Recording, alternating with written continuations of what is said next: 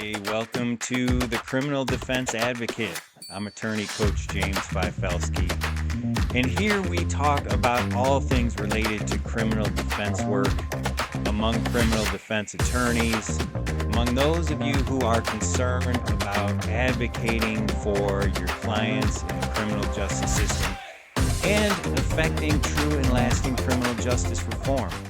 So let's get started today. What I really want to talk about, what's been on my mind this past week, is how important it is to have an identity as a defense attorney, to have an identity that sets you apart from the other attorneys that you see from day to day.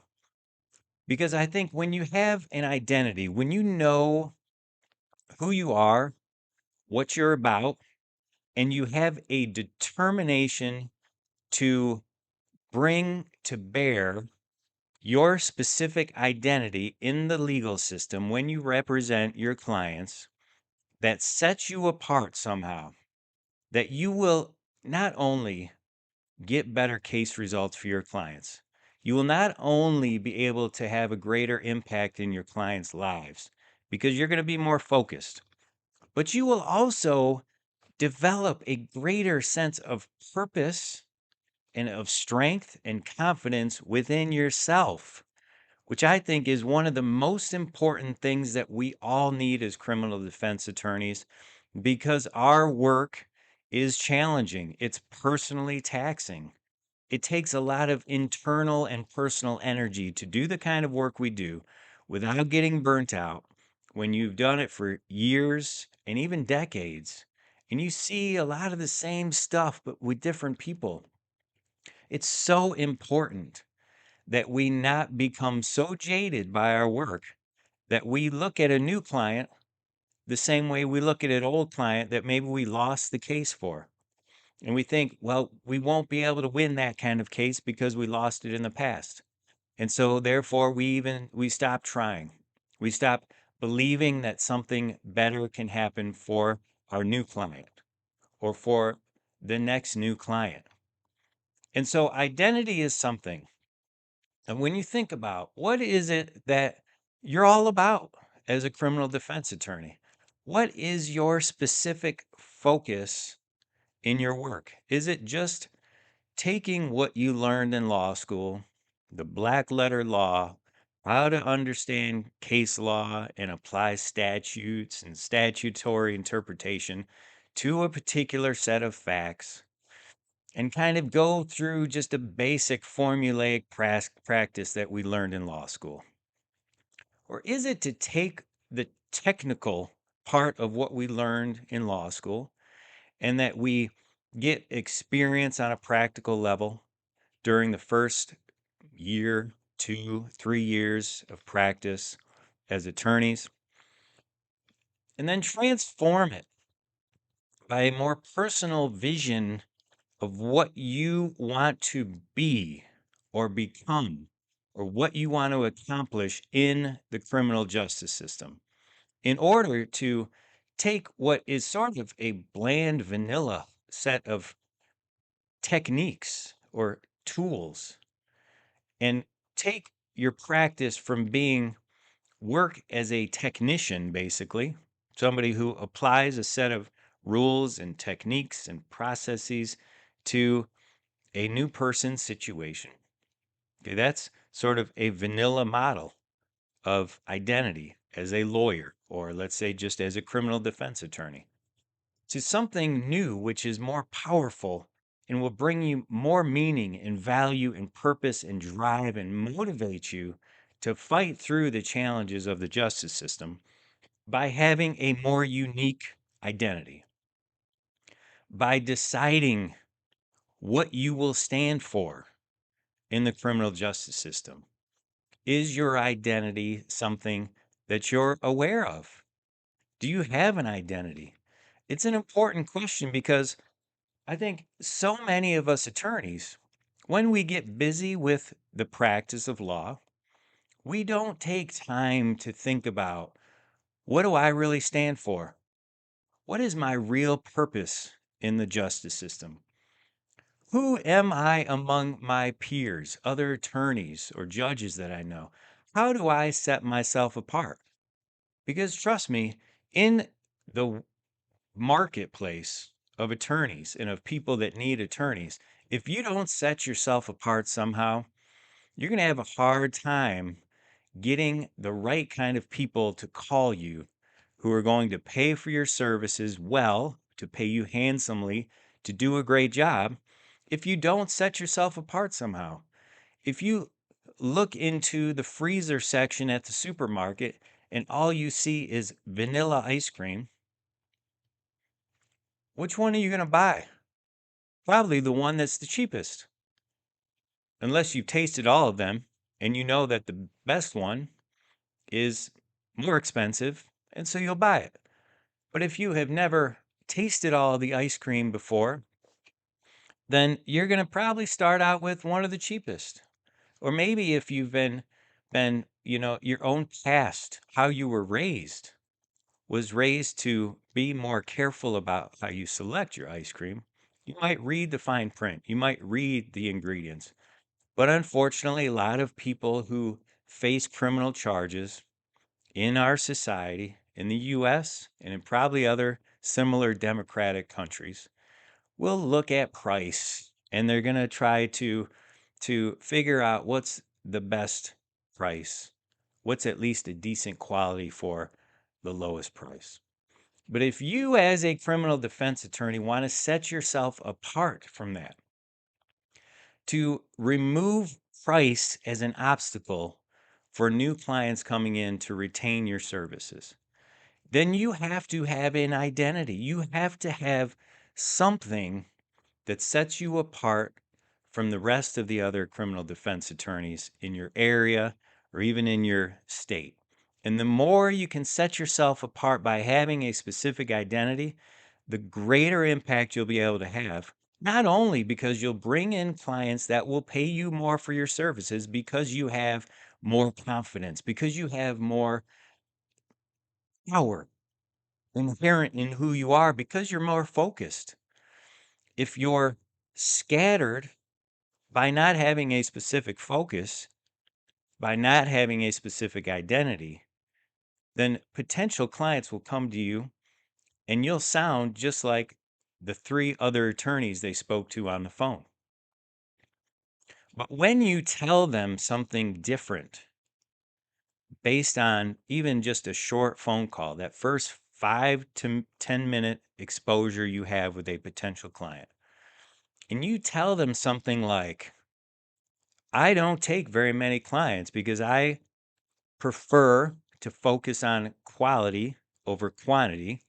And so I charge higher rates than most of the other attorneys around my area. When somebody hears that, it piques their interest. They start thinking, okay, maybe I can't afford this person. Maybe I can, but he is saying something different than the three other attorneys I just called. And when they ask for a price and you tell them, well, that's not something I talk about over the phone because I value confidential conversations. I'm willing to have a free consultation for you, but I need to understand your specific goals. I need to understand you as an individual and the criminal charge or charges you're facing before I can give you a very clear idea of what this investment will be for you. You start changing some of the terminology that you use when you even communicate with prospective clients when you have a more specific, a clear identity as a criminal defense attorney. And when you do that, then you sit down with that prospective client and they're asking questions about their situation, what you think about this. And I can tell you, at least for the last 5 years, I have been more focused and identified with being a criminal defense attorney that is going to focus all of my efforts on getting that charge dismissed or getting those charges dismissed. Never talking about a plea bargain when I take a case or even midway through the case. My solitary focus is to get that charge dismissed, and if not dismissed before trial, then an acquittal at trial. And of course, there are other options that come up. So when I am focusing all my guns on getting this charge dismissed, and the prosecutor hears that from me time again and again and again before we even go to trial, I will tell you 99% of the time, I have gotten better plea offers than I ever would have gotten if I started out talking about what can you offer me, Madam Prosecutor? Or what will you give me to help my client? In a sense of begging or pleading or just asking for some favor from the prosecutor. Instead, I've shifted my focus from asking to waiting for the prosecutor to ask me to turn the tables so that when I go to handle my case for a client, my single focus is on getting this charge dismissed because I care about my client, because I believe I can do it, and I look for a way to do it. Until I find it, I don't stop researching, I don't stop investigating, I don't stop until I found what I believe will help me get this charge dismissed. And I'll give you one example right off the bat that occurred probably 4 years ago in my practice with a client that I had helped in the past with an unrelated matter. He was falsely charged with rape, criminal sexual conduct. I believe it was third degree by his wife. And together they had 7 or 8 kids. And she had gotten upset and she had gone off the rails and started cheating on him.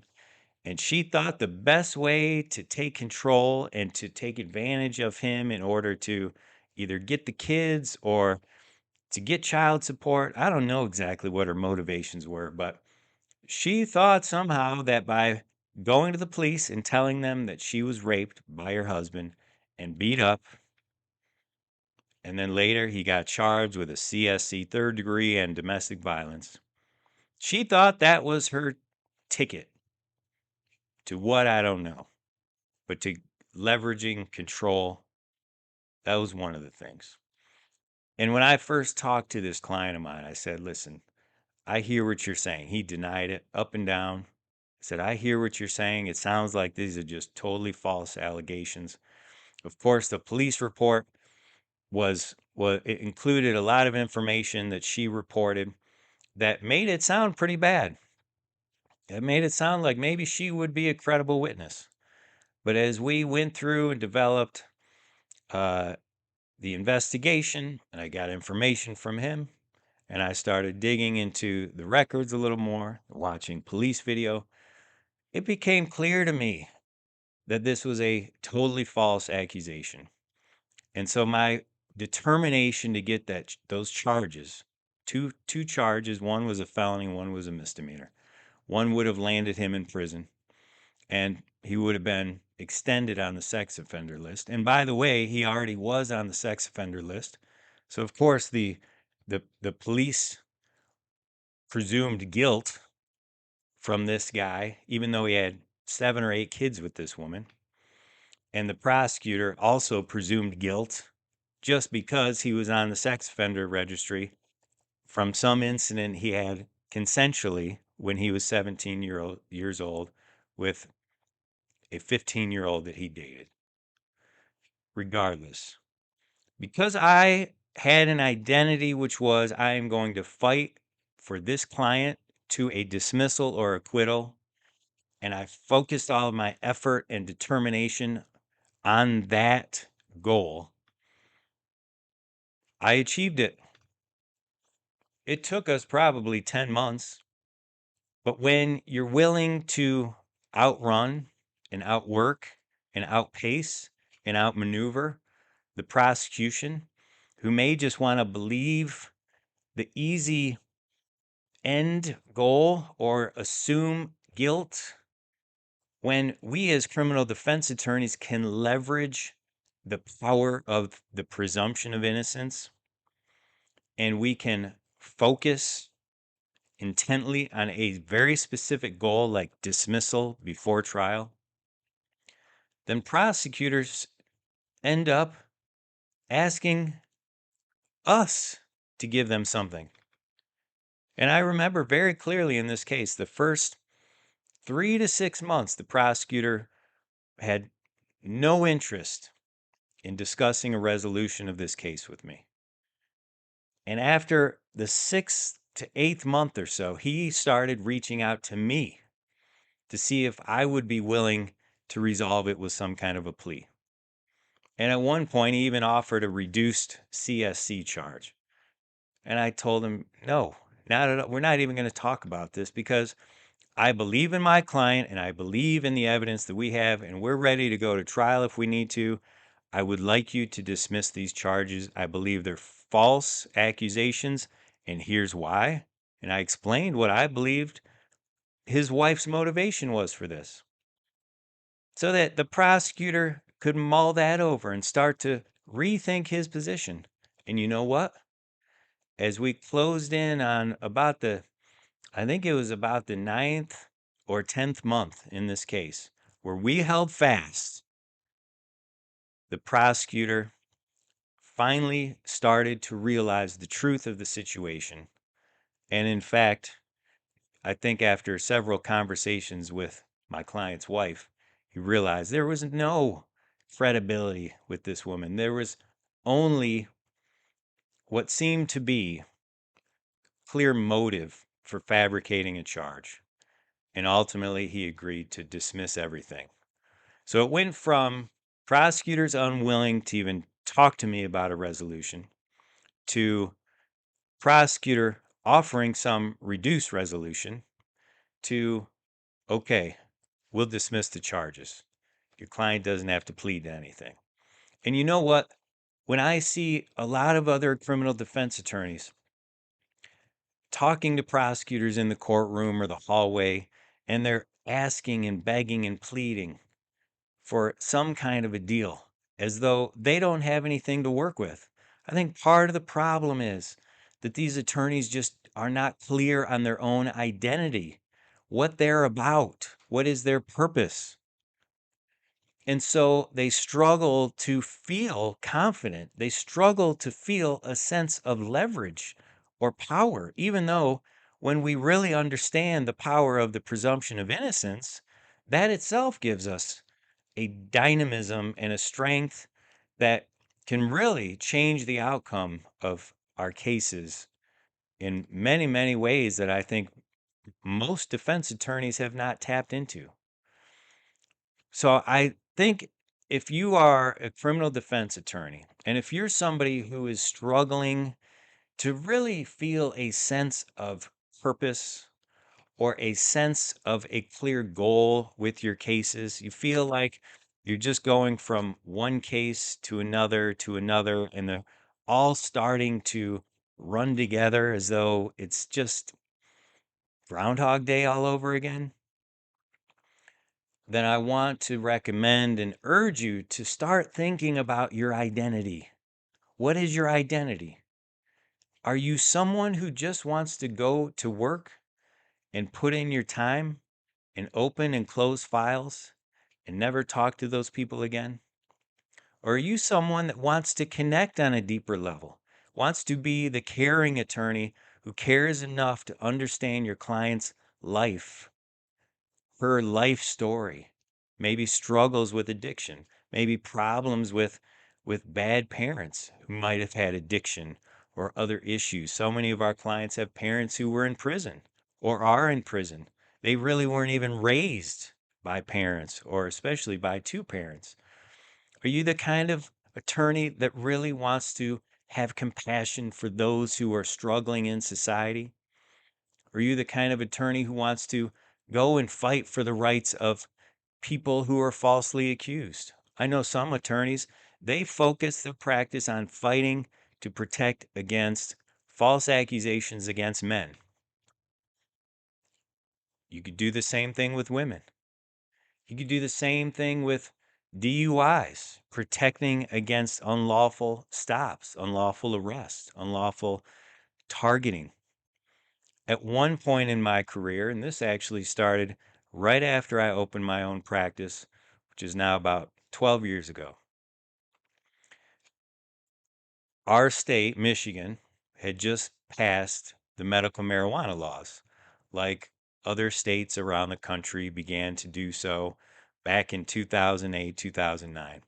And I had just opened my own practice, and I was working with a marketer, somebody who was helping me to market my practice. And I wanted to do criminal defense work specifically. And yet there were lots of other criminal defense attorneys with more experience, with a longer track record, with seemingly more to offer. And so what we came up with was I was going to be one of the best medical marijuana defense attorneys in my state. Because at that time, hardly any attorneys were handling medical marijuana legal issues at all. And it was a perfect opportunity because it was not a saturated market. Very few attorneys took the time to really read the law, to understand it, or get involved in any of these cases. And at the same time, there were arrests all over the place, searches and seizures for people who were using the medical marijuana laws to essentially traffic drugs on a larger scale, violated the medical marijuana protections, and ended up being charged with felonies or having cars seized or businesses shut down. And so it became a perfect opportunity for me, and I really became the medical marijuana lawyer in Michigan.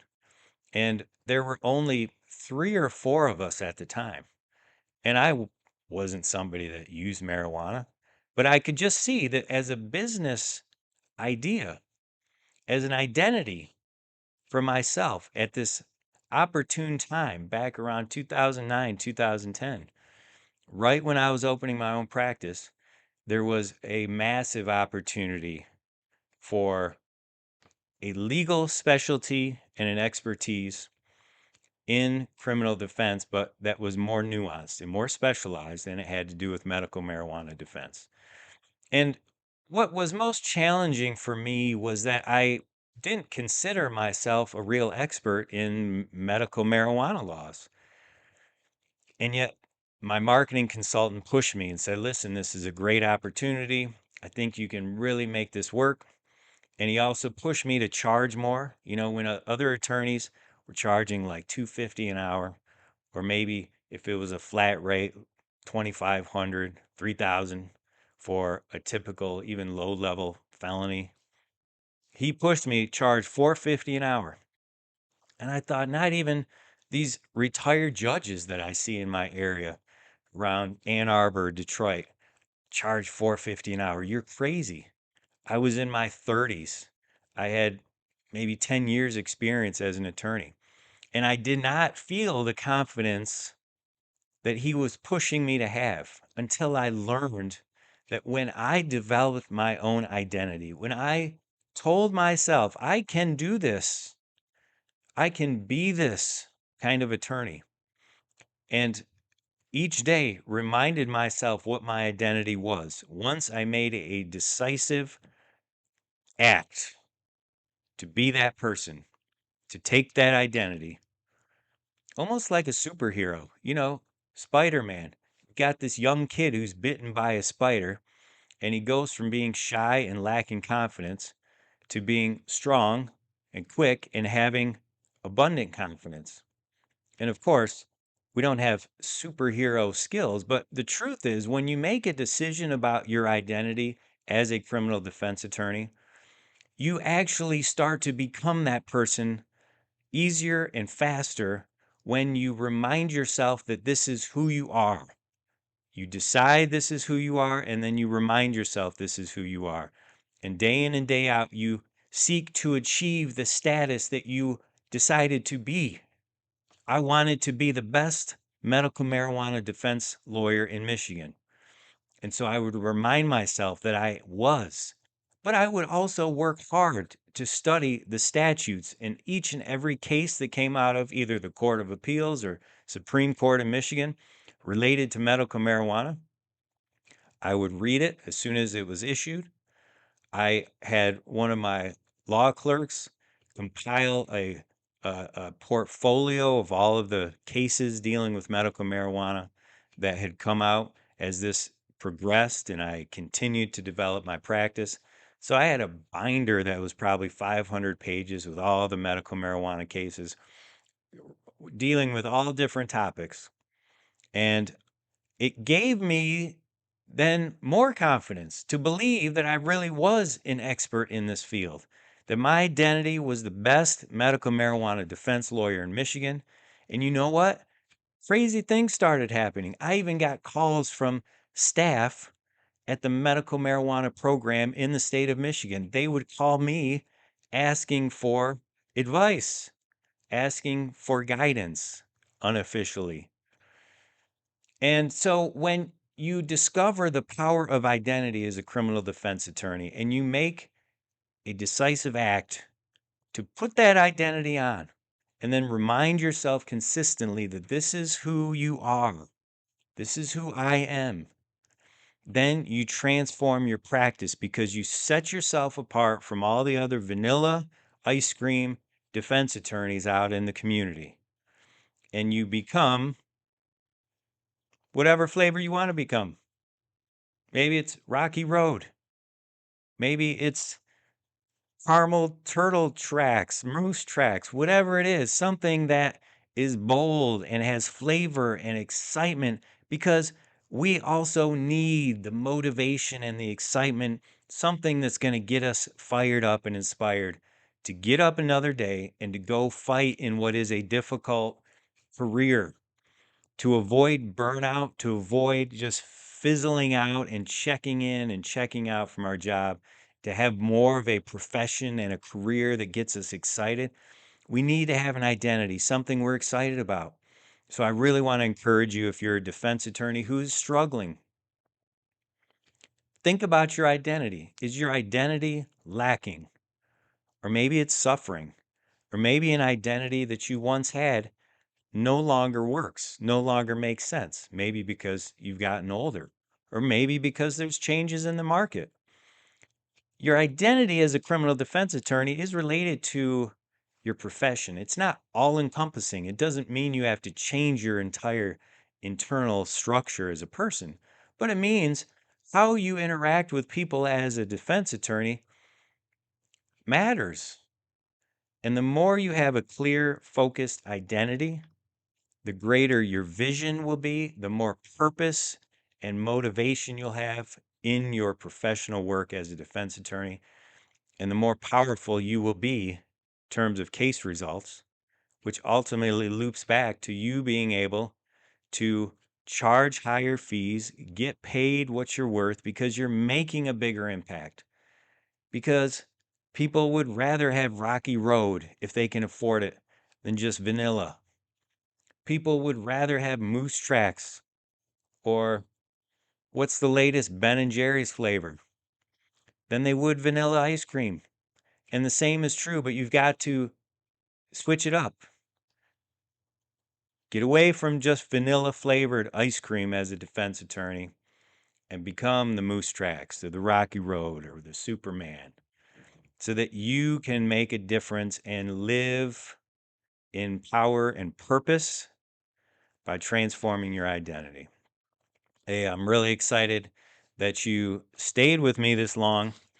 And for anybody who has made it this long, I want to talk about a book. I actually wrote this about a year or two ago, Presumed Innocent. It takes you through 10 key principles that will help you transform your criminal defense practice.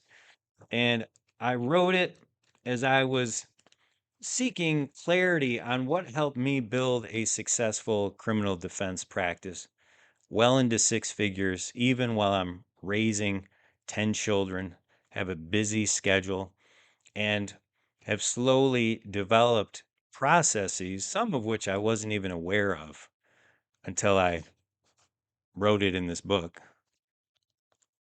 Presumed Innocent, which helped me really solidify my own identity as someone who wants to help transform the criminal justice system into something better, and do that by taking the best care I can of my clients, by getting more dismissals and not guilty verdicts. And this has actually been helpful for clients. They love it. If you want a copy of this book and you've made it all the way to the end of this video, first of all, I want to congratulate you. And if you did make it this far, I want to send you a free copy. Actually, we'll send a free copy to the first 3 people that message me that they got something out of this video. And as long as you just tell me what the one thing is positive that you got from this video, give me your address. I'll send this to you totally free, because I want to share the word and I want to support my fellow criminal defense attorneys. So if you're one of the first 3 people to message me and tell me what you got out of this, or comment, if this is on YouTube, comment, tell me what you got out of this, give me your address, I'll send you a totally free copy. All I ask is that you like this video and subscribe, and then go transform the criminal justice system yourself and among the rest of us. The more we band together and encourage and strengthen each other, the better we're going to do for our clients and for the criminal justice system as a whole. James Fifelski, I'm signing off. Go have a powerful day and focus on transforming and building your identity. It will matter so much, not only to you, but to your clients and the whole justice system.